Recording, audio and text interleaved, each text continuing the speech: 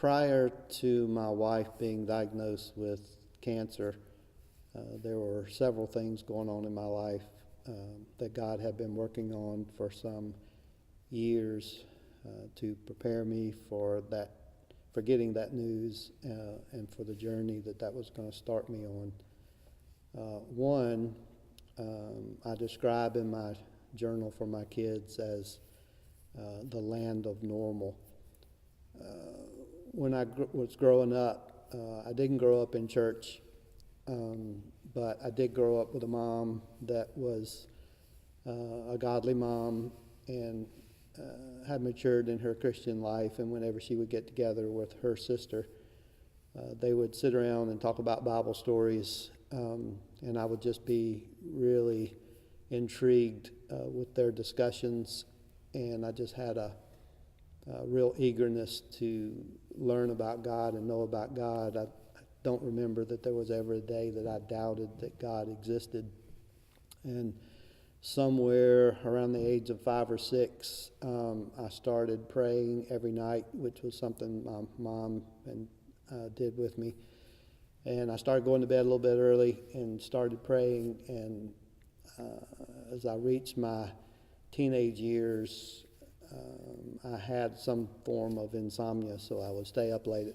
I went to bed at 8 o'clock. It'd take me a couple hours before I'd get to sleep. So most of that time in my early childhood years, every night was spent just talking to God about sin, about heaven, about hell, about angels, just about anything you can think of. And it was just every single night, and that continued on throughout the rest of my life. And so while I didn't grow up in church, I grew up around God and around the concept of God, and I think I knew a lot about God.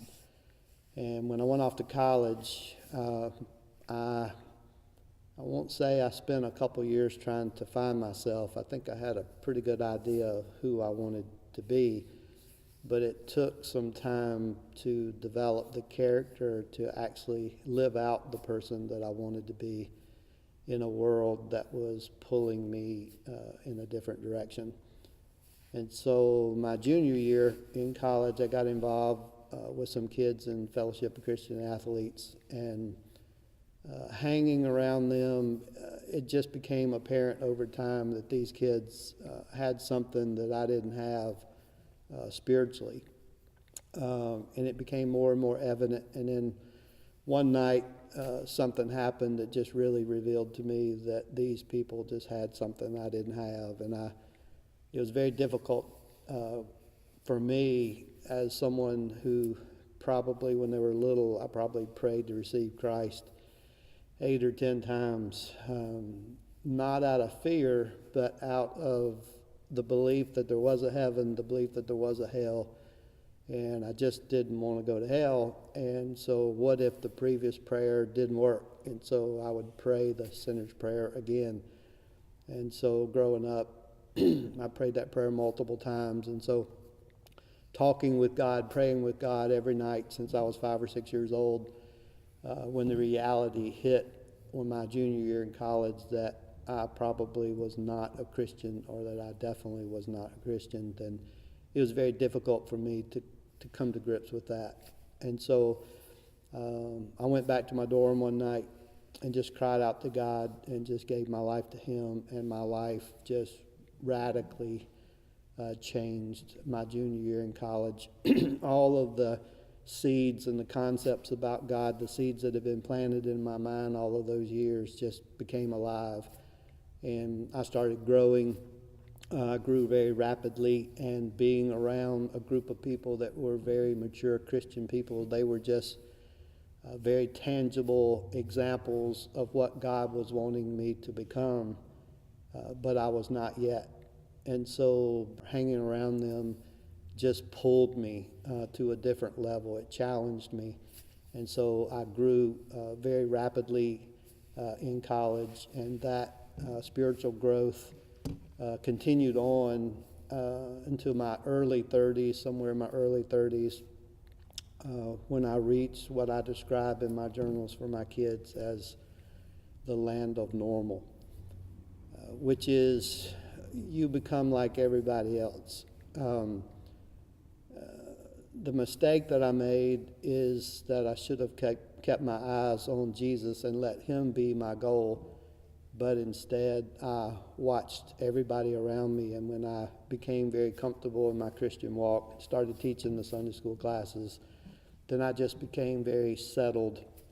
And I won't say that I stopped growing, but I was not growing very rapidly, and it probably shifted from spiritual growth to just beginning to learn a lot and fill my head with a lot of knowledge. And during my first 10 years out of college, I did reach a place where I felt like my growth significantly slowed down, and my Christian walk was pretty much made up of being very active in church and being active in small groups and Bible studies, multiple small groups and multiple Bible studies. And I reached a place where I became very stagnated because everybody was giving me knowledge, but I didn't know what to do with that knowledge. I didn't know how to fit it into my life or have it, how to apply it. And so I'm reading book after book after book, sitting around studying the Bible, studying the Bible, studying the Bible. And I was learning, I was growing, I was maturing, but at the same time, it just wasn't at the rate that had happened to me when I was in college. And I was getting spiritually constipated because all of this knowledge was coming in. My brain was growing, but I wasn't doing anything with it. I wasn't. There wasn't a way to get it out. There wasn't an outlet to actually live out the things that I was studying. And I'm not saying that being in small groups or Bible studies, there is anything wrong with that, or that I in any way outgrew that. I'm not saying that at all. What I am saying is, for me personally, I couldn't sit around and read chapter after chapter of something that I wasn't living out in my life. It just didn't fit, and I just couldn't do it. And so I became very unsettled in most of my small groups and Bible studies as far as the lack of ministry and a way to live out what I was learning. I remember one time in particular, a friend of mine, we would read books together. This was before we got married. And we would read a book and get together at lunch and talk about it. And I don't know, the sixth, seventh book, he gave me a book called, it was by Charles Swindoll, called Strengthening Your Grip. And I remember sitting down on the couch, opening up the book, reading over the index, just let out a big sigh. I just didn't want to read the book. So I called my friend and I said, "Look, man, I can't read this book." And he said, "Why not? I think it's going to be a good book." And I said, "Well, I'm sure it's going to be a good book. But it's just like every book that we've read. There's a chapter on prayer. There's a chapter on sharing your faith." I mean, I don't remember exactly what the chapters were, but it was just another book saying the same thing in a different way. And I don't know, I just felt like I was in a circle. I was just spinning. I was going around in circles, but something was missing. And I couldn't quite put my hands on what it was. So I should have stopped. I should have just sought the Lord and really prayed about it and tried to figure out what was missing, but I guess I just wasn't mature enough at the time, and so I made a very critical mistake and just started getting busy and just started pouring my life into community and church service. And over the next 10 years, I probably taught every Sunday school class from middle school to senior citizens, and probably was on every church committee and held every church officer position that there was. And I'm not saying there was anything wrong with that, because there's not. I mean, serving the Lord in His church is an amazing thing to do, and it's a needed thing to do. But for me, deep down inside, I think I was looking for my community and church service to fill a void that was within me that it just couldn't do. And so after about 10 years, somewhere in my early 40s, I began to get restless again, and beginning to feel like there just got to be more to the Christian walk that I was experiencing. And while I could say that I learned a lot during those years and that I matured a lot during those years, I think I failed to stop and really analyze what was going on inside of me, and probably missed the opportunity to get lined up biblically with what God was trying to do in my life. And so around my early 40s, I found what was missing. I started volunteering for an inner city ministry that my wife and I had both volunteered with before we were even dating. And I started going down to the neighborhood, and every single time I went down to that neighborhood, I mean every time, God did something. And every time I left the neighborhood, I couldn't wait till the next time that I could come back. And my volunteer hours grew from about 5 hours a week to 30 to 40 hours a week over the next 10 years. And I was just growing rapidly again. I was being challenged. I was seeing the scriptures come alive. And for me, it was just kind of what was missing. And I think my friends probably wondered, what in the world is he doing donating that much time down there? But it was probably the most selfish thing that I'd ever done in my life. God was just changing my life radically. I felt like I was in seminary with Jesus as my teacher. I mean, I can't describe the things that God was doing in my life. It would take another video, but it was just amazing. And my focus used to be working at my career, and then looking back over my shoulder to see how much time I could donate to the charity. And then over time, it slowly grew that I was spending about half as much time with the charity as I was at work. And then it grew to the point where I was spending most of my time on the charity and looking back over my shoulder, figuring out how I could make some money and put bread on the table. But God was moving me from having a heart for that ministry, to actually being called to it. And so that continued on for quite a while. And while I would say that I started out thinking God was going to use me to go to a disadvantaged neighborhood, to a culture that was different from mine, and use me to make a difference, God actually used that neighborhood to radically change my life and show me that I was actually the one that was living in a disadvantaged neighborhood, and that my culture was actually holding me back just as much as their culture was holding them back. And so over the years, every year we would make some changes to the ministry, line up a little bit closer with God's biblical plan, and we just started seeing more and more fruit. And my life was changing. I was growing every day, at least it seemed that way. Over and over and over again, I would see God take that neighborhood and use it as a mirror. When I would see the problems in that neighborhood, usually wouldn't be too much time before God would use that to show me what he was trying to do in my life, and how the exact same problems existed in my life and in my neighborhood and in my culture that existed in the neighborhood that I was ministering in. And so, but it was fruitful.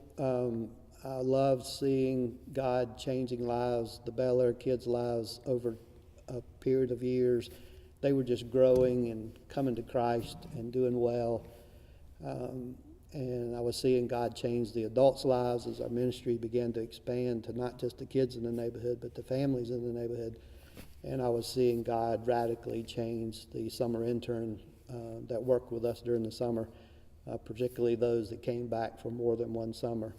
And God began to show us how much of an impact that ministry was having on our summer interns. And so the point that I'm trying to make is, just prior to my wife's diagnosis, I wasn't really looking for anything. I was very content in my Christian walk. I felt like I was growing. I felt like I was being fruitful. And I wasn't missing anything. As a man that had a full-time business, and just running the ministry on the side, I don't know how I could have expected any more. I really don't.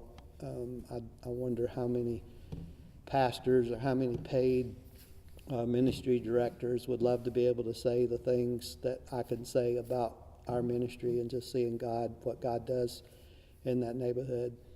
And so I was very content. I didn't have a sense that I was missing anything. I wasn't looking for anything. I was very comfortable in my life. And then God calls me one day to look in the mirror, and which brings me to the second thing that God was doing in my life prior to my wife's diagnosis. And I don't know exactly the best way to explain this, but the joy of seeing 5 kids from our neighborhood go off to college does not replace the pain and the hurt of seeing one good kid go off and losing that kid to the street. And in 2013, one of our best kids that we had known since he was like 5 or 6 years old started drifting away. Started making bad decisions because of some negative influences in his life. And I would sit down and talk with him, try to help him, but he just continued to make one bad decision after another. And he had so much talent, so gifted, very bright, could make straight A's with very little effort. And yet he was just throwing his life away, not going to school, getting involved in a bunch of stuff he didn't need to be involved in. And it just began to break my heart. And one day I was thinking about this particular kid and the hurdles that he was trying to get over, and I realized that the culture that he grew up in had defined for him a normal that was not normal.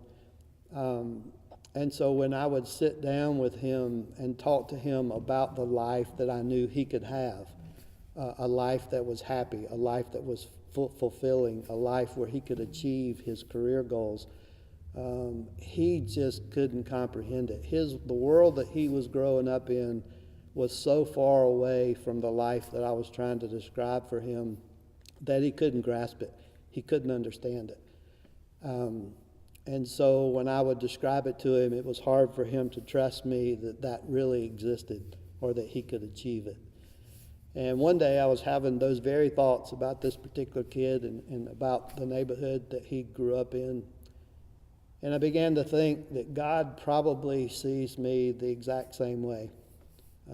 That no doubt I had settled for a life that my society and my culture had defined for me as normal, and that God's normal was probably quite different than the normal that I had come to accept.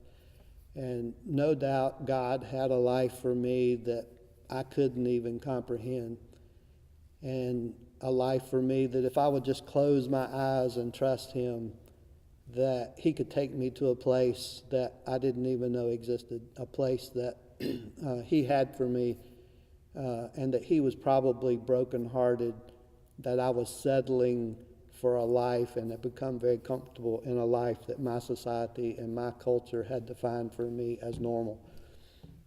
And so the more I thought about it, I realized that while the community that I live in might see me as a mature Christian with a fruitful ministry, that I became more and more convinced that God did not see me that way. God did not compare me to the people in my culture. God compared me with the man that He wanted me to become. And I became more and more convinced that He was brokenhearted, that I was settling for so much less. And so I kind of got consumed with that thought, and I just wouldn't let it go. And so over a period of a few months, I just began to pray that God would change my life, and pray and believing that that place in the Spirit really did exist, and that God could take me there, that He had more for me. And I remembered a story I heard once about a man in New York City who a ministry had found him sleeping under a bridge in his own urine, and he just reeked with smell. He was uneducated, and they took him in, they worked with him, and over a period of a few years, he had ended up getting a job, going back and getting his education, he had gotten married. I think he was actually chairman of the deacon board and one of the lead singers in the choir. I mean, God had just radically taken this homeless man and radically changed his life. And so I began to tell God that if you can take a homeless man and radically change his life and take him to a place that he didn't even know existed, then why can't you take me from where I am, because I know I'm so far away from what you have and so far away from the potential that I could reach. So why can't you take me and radically change my life at 54 years old, 55 years old? And so I began to pray and ask God to do that. And it became part of my everyday prayer life.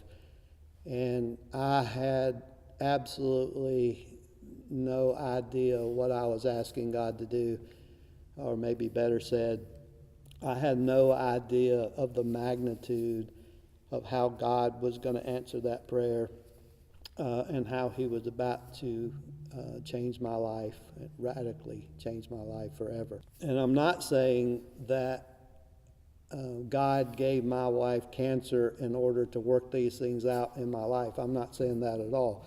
What I am saying is that God knew what was going to take place in my life and was preparing me for the journey that he was about to take me on.